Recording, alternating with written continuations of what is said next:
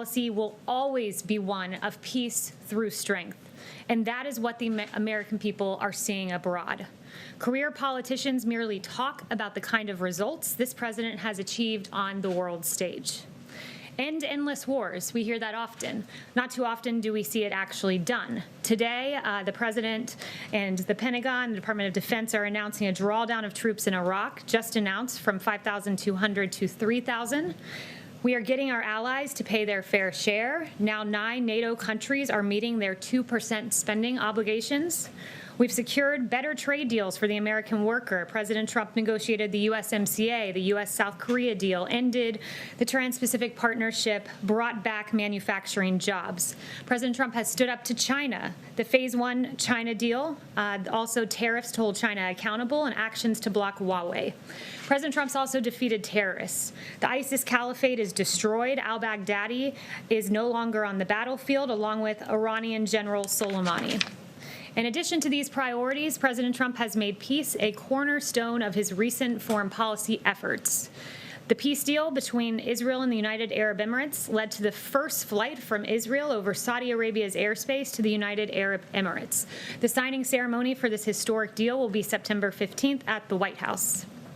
President Trump has also brokered economic normalization between Serbia and Kosovo, a major breakthrough in this decades-old conflict. It's a fact. President Trump has broken the 39-year-old streak of American presidents either starting a war or bringing the United States into an international armed conflict, as a Great Washington Examiner piece headline read. These wins are possible because of the president's leadership and outsider perspective. President Trump addresses old challenges with new solutions and delivers results for the American people. And with that, I'll take questions. Paula. Kalyeigh, thank you. I'd like to ask you about the Woodward interviews. Did President Trump intentionally mislead the American people about the threat of COVID, a pandemic that has now cost the lives of nearly 200,000 Americans? Absolutely not. This president, at a time when you're facing insurmountable challenges, it's important to express confidence. It's important to express calm. Always play it down. Is playing it down, is that expressing calm? It seems dishonest. It seems Can like you read the rest of the quote? That's how much they put in there. Oh, you excluded the last part. We'll play the full thing on 60 Minutes Please on Sunday. do. Do you deny Please that do you explain. misled the American Please, people of about course the I threat of deny this that. pandemic? And he makes clear that he doesn't want to see chaos, by the way, is the second part of the quote, which you failed to read. The president, just days after having this discussion with Bob Woodward, said this from this podium. On March 30th, he said, "I do want them to stay calm. We are doing a great job. If you look at the individual statements, they're all true. Stay calm.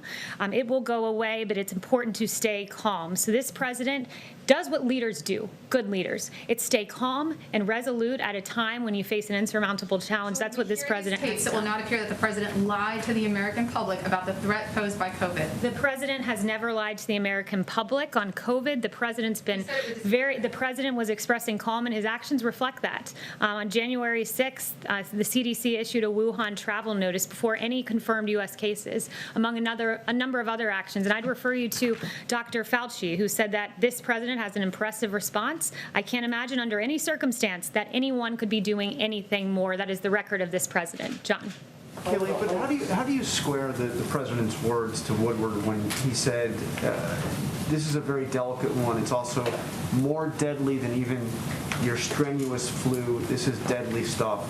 And then just 2 weeks after he told Woodward that, he said, this is a flu. This is like a flu. And of course, he also said it was going to quickly go to zero. But that seems to be in direct contradiction to what he told Woodward. Well, the president was listening to his medical experts, because you also have at the same time period Dr. Fauci, who said this, asked if the seasonal flu was a bigger concern. He said this on February 17th. So right now at the same time, people are worrying about going to a Chinese restaurant. The threat is that we have in this country, we're having a pretty bad influenza season, particularly dangerous for our children. So he was reflecting that point. And again, days later, in a briefing, he said, the statements I made are this: I want to keep the country calm. That is what leaders do, and that's what President Trump does. But in that statement, Fauci's not comparing the two. He's not saying coronavirus is like a flu. It was a COVID interview, and he was asked about seasonal flu vis-a-vis COVID, saying exactly what the president said. And in fact, the president was taking it more seriously, because on the tape he noted that flu could be worse, and he was taking action to address it. Once again, context matters. That 0 reported COVID cases. The CDC was implementing public health screenings. House Dems were preparing to file their first briefs in impeachment. One reported case, CDC, when there was one reported case, the CDC was activating an emergency operations center while Pelosi was releasing a statement criticizing McConnell over impeachment. On January 31st, the president issued a travel ban on China, one that the former vice president called xenophobic. That's what Democrats were doing while this president was acting, and his actions reflect the seriousness with which he took COVID-19. Yes, Kalyeigh, Jeff. you quoted Dr. Fauci. Dr. Fauci is also apparently on the record saying of President Trump that his attention span is like a minus number and his sole purpose is to get reelected. That's according to veteran journalist Bob Woodward.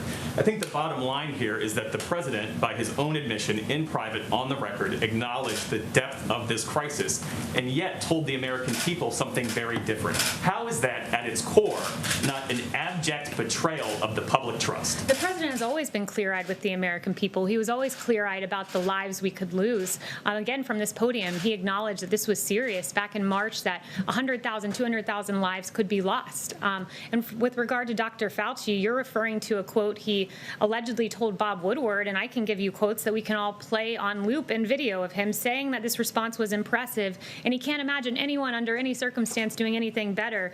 Dr. Fauci saying this, I can just tell you the president, the first and only time I went and said, you need to do mitigation strongly, the response was, yes, we will do it. The second time I went with Dr. Birx to the president and said 15 days to slow the spread are not enough, we need to go to 30 days. Obviously, there were a lot of people who had problems with that because of potential secondary effects. Nonetheless, the president went with the health recommendation. So there's a long litany of praise from Dr. Fauci, and you're referencing something he allegedly told Bob Woodward. It's on tape. It's on tape, Kalyeigh. Well, I'm reading to you what Dr. Fauci has said very publicly for all to see, and we can all play those video clips. I can get them in your inbox. President Yes, Trump on February 7th says it's deadly stuff about coronavirus. In private, on the record. In public, though, February 28th, he says, one day, it's like a miracle, it will disappear.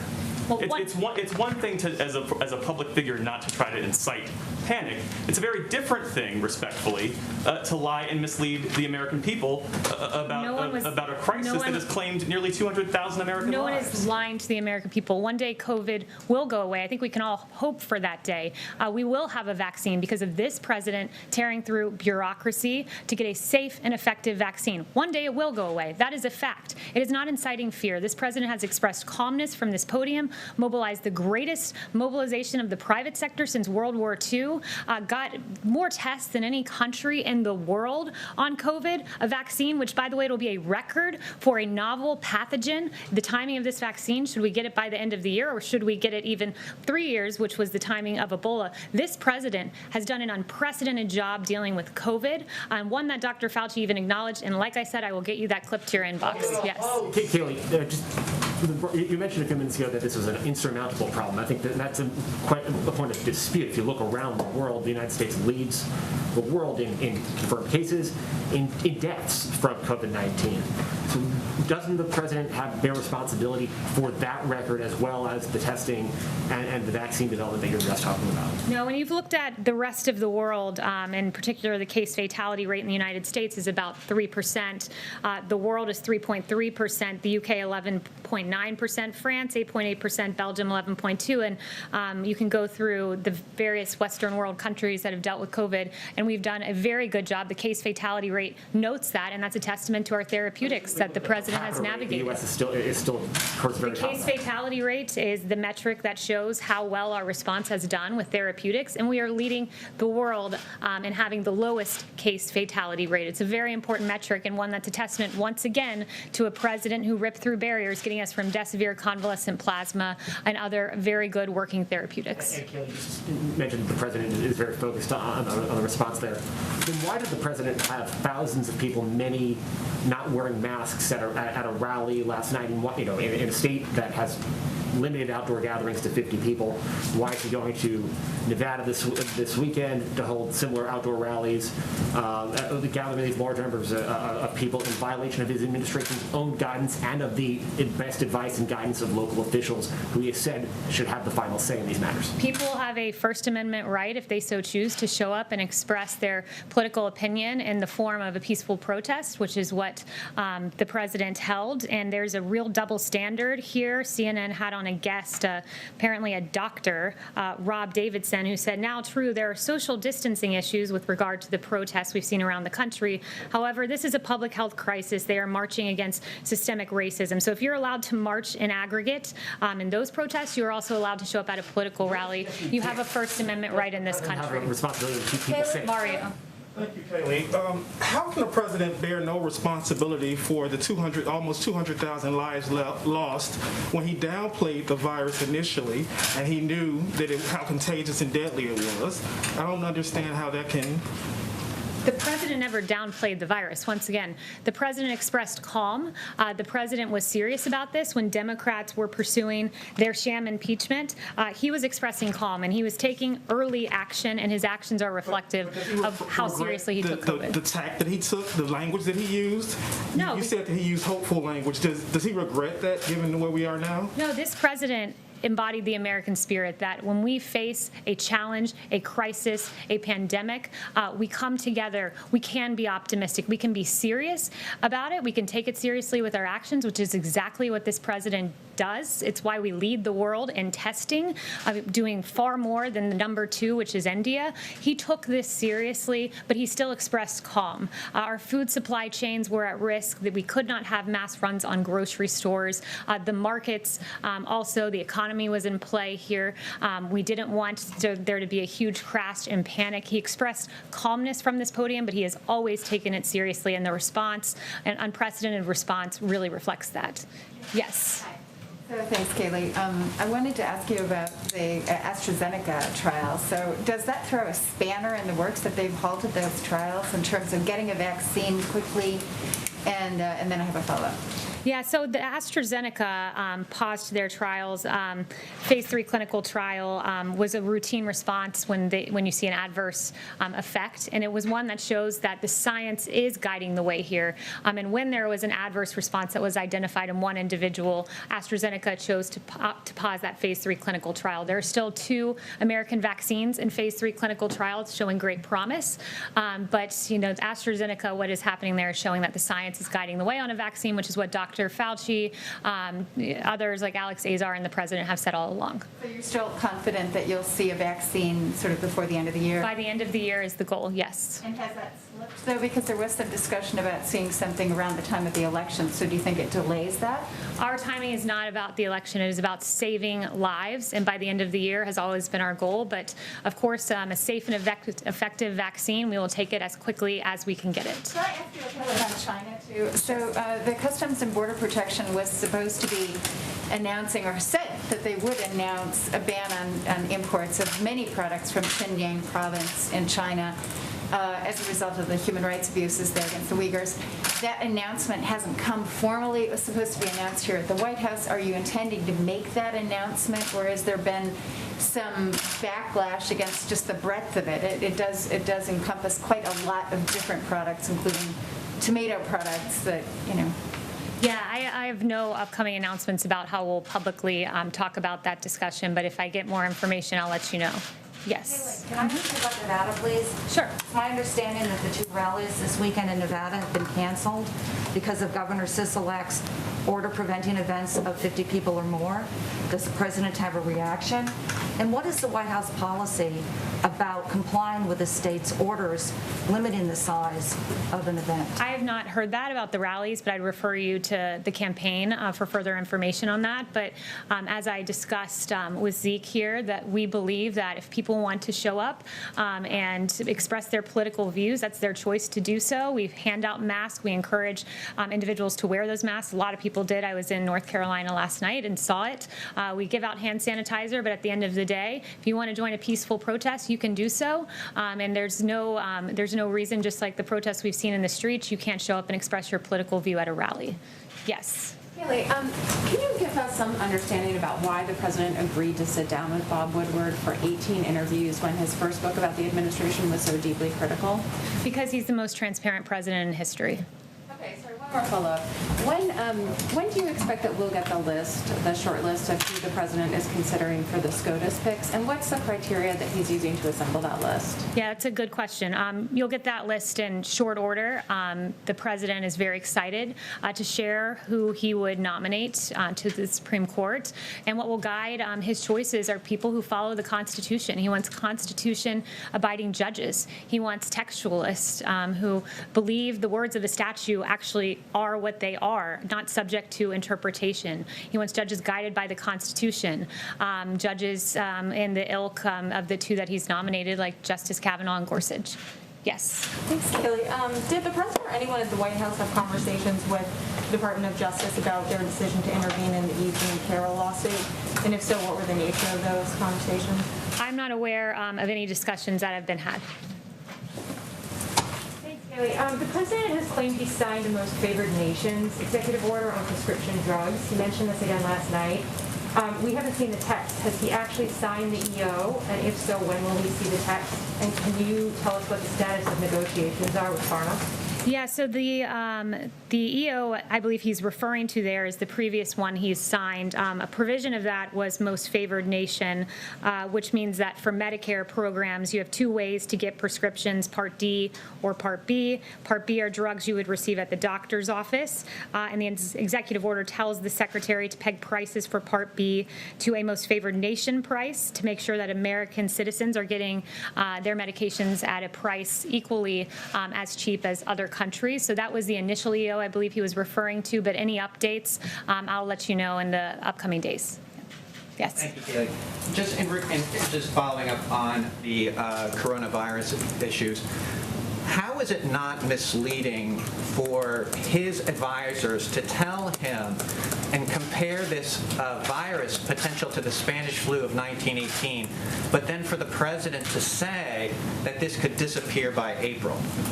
The president, again, was expressing calm. The president was hopeful that, COVID that we would be able to manage this and handle it in a way that we could make it go away as quickly as possible. And the president rose to the occasion and did just that. This was a lot more. By the way, it's worth mentioning the misleading that the WHO and China did on this. When you had the WHO, they were repeating China's claim that the virus does not transmit. This was a novel virus no one had seen, and you have the World Health Organization saying this virus does not transmit readily. That is the information we were getting. You had the White O'Brien said that this virus could be the biggest threat to his presidency. Matt Pottinger agreed with that assessment. And then President Trump would later say that no one could have predicted this when his own experts were predicting this. Look, you're referring to the intel community, and what the president knew was, and I've walked you through this before, on January 23rd, the intel community briefed President Trump for the first time about COVID, and the briefing said coronavirus from China is poised to spread globally, but the good news is that it is not deadly for most people. This is the information President Trump was getting, and the next time he was briefed on it was January 28th, when he was told that the spread was happening outside of China and the deaths remained all inside China. He was told then that China is not sharing key data. Indeed, China was not, because as I noted to you on January 9th, the World Health Organization said it does not readily transmit between people, and on January 14th, the World Health Organization said no clear evidence of human-to-human transmission. Clearly, that was not true. Even on February 29th, as the virus was spreading, the WHO put political correctness first by opposing travel restrictions. Note that on January 31st, President Trump put into place those travel restrictions that Democrats called xenophobic. Shame on them. Yes. Kalyeigh, on the same day the president tweeted that the virus would become weaker when the weather started getting warmer, he told Bob Woodward it was going to be deadly stuff. So why does Bob Woodward get the president's unvarnished opinion when the American people don't? He was giving Bob Woodward the same opinion he gave from the podium, and he said, I am here, I want to express calm. That is what a leader does. He has always shared the facts, he has always been forthright, and he's always followed the advice of his medical experts, like Dr. Fauci, who called his response impressive. Yes. He never said this was deadly stuff. Yes. The American people. Yes, he did. He acknowledged that hundreds of thousands could die, and he took the right response, which was to temporarily shut down the country, saved millions of lives, and so too have his therapeutics, so too will the vaccine that's being developed. Yes. The protests in Belarus continue, as well as the crackdown on the opposition. What concrete steps the president is going to take to support Belarusians in their struggle for democracy and to stop human rights abuses? Yeah, it's another very good question. The U.S. is extremely concerned by continued human rights violations in the wake of Belarus's election. Reports of opposition figures being kidnapped, forcibly expelled, or otherwise threatened are just a few of the many methods that the Belarusian government is using in its attempts to deny freedom of speech. The U.S. is working with our international partners to hold all of those committing these abuses accountable, and we call on the Belarusian government to release all who are being unjustly detained. As for the election there was not a real election. It was neither free nor fair. It was fraudulent. The massive number of Belarusians protesting peacefully makes clear that the government can no longer ignore the people's calls for democracy. Yes. Kalyeigh, how is the president keeping his promise of ending endless wars if this announcement on Iraq is just a drawdown, not a withdrawal? There are still troops in Afghanistan, Saudi Arabia, Bahrain. There's still troops. It's not really keeping the 2016 promise, is it? The president's drawing down our troops. These things take time. We want to ensure that the Iraqi security forces are well trained, and our U.S. troops have done a magnificent job doing just that. We believe that now is the time when we can make this drawdown, keep the country stable because of the training that our troops have done. So, is it an attempt to kind of try and make it look like the promise is being kept in advance of the election? No, not at all. This is an expression that we believe that Iraqi security forces can do this alongside the troops that will remain there. And the facts tell the story that this president broke the 39-year-old streak of American presidents either starting a war or bringing the United States into an international armed conflict. So unlike past presidents, this president has prioritized peace through strength, which is his foreign policy. Just one really quick follow-up. Just really quick follow-up. Sorry. Just on the breaking the 39-year trend, how does that work if the president sent troops into Saudi Arabia? Chanel. Kalyeigh, thank you. With Kosovo and United Arab Emirates, these are Muslim-majority countries spanning 2 continents now, each bringing some kind of agreement with Israel towards peace. So my question is 2 points. Number one, have the Palestinians opened up any kind of discourse with the White House as to their reaction to these developments with Israel and Middle Eastern countries? And number two, have the Palestinians actually expressed any interest in distancing themselves from Iran in the interest of Middle East peace? Yeah, through the deal, President Trump made additional progress on reaching peace in the Middle East.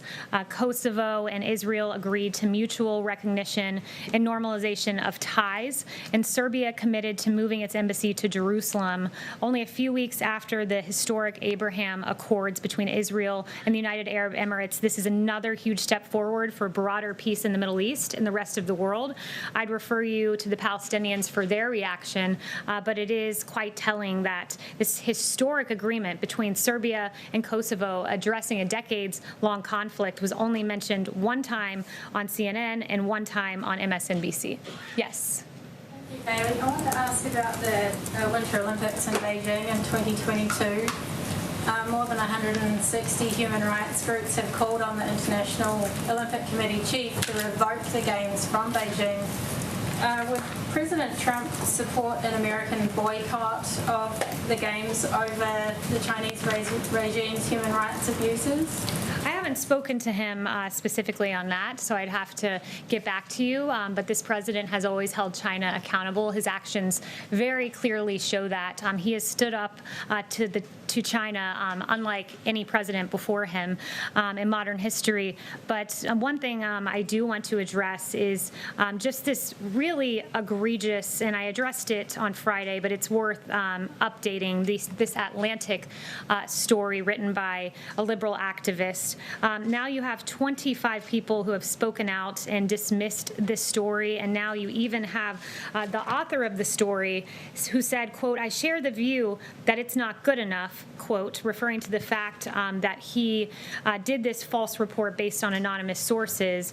And basically, when you look at the liberal activist who wrote this, he has a very bad history. He can't be trusted. The left's new hero used to be their #1 enemy for his role in the U.S. entry into Iraq. Indeed, in the early 2000s, this author was then at the New Yorker, and he extensively wrote on the possible links between Iraq and al-Qaeda, a suggested link that was key behind the decision of U.S. involvement in Iraq. He relied on people who, in his words, quote, "seemed to me to be credible," who said that they had information about such connections between al-Qaeda and Iraq. And Goldberg's reporting simply backed up his view that the U.S. should invade Iraq. In Slate in 2002, this author argued in favor of the U.S. invading Iraq. And later, he even admitted that he knew people blamed him for helping to get the U.S. into the war. He wrote a sarcastic piece saying, yes, I know I started the Iraq War. His reporting cannot be trusted, as noted by the fact that 25 people have come out on the record dismissing his report, the report by a liberal activist. Thank you. All right, that is the White House briefing that just wrapped up. You are watching News Now from Fox. Thank you so much for continuing to let us provide you the feeds that are coming in right now.